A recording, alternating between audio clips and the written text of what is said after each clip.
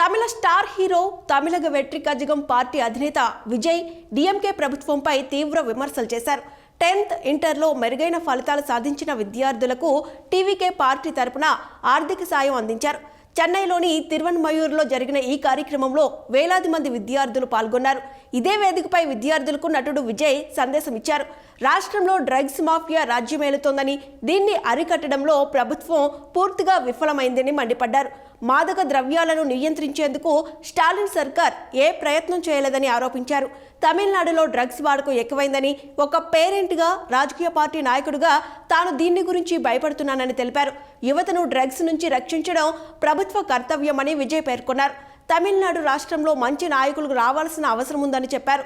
తాత్కాలిక ఆనందాలకు యువత నో చెప్పాలని పిలుపునిచ్చారు. సోషల్ మీడియాలో కొన్ని రాజకీయ పార్టీలు దుష్ప్రచారం చేస్తున్నాయని, యువత వాటిని నమ్మి మోసపోవద్దని హెచ్చరించారు. యువకులను రక్షించడం ప్రభుత్వ బాధ్యత అని తాను చెప్పను, కానీ ప్రస్తుత పాలక ప్రభుత్వం ఆ పని చేయడంలో విఫలమైందని తమిళగ వెట్రి కజగం అధ్యక్షుడు విజయ్ అన్నారు.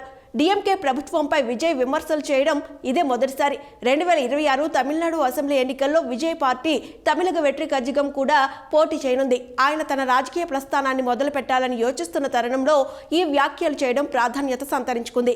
మరోవైపు ఇటీవల కల్లకుర్చిలో కల్తీ సారా తాగి 60 మంది చనిపోయారు. దీనిపై హెచ్ఆర్సీ సుమోటోగా విచారణ చేపట్టి వారంలోగా నివేదిక ఇవ్వాలని తమిళనాడు సిఎస్ డీజీపీకి నోటీసులు జారీ చేసింది.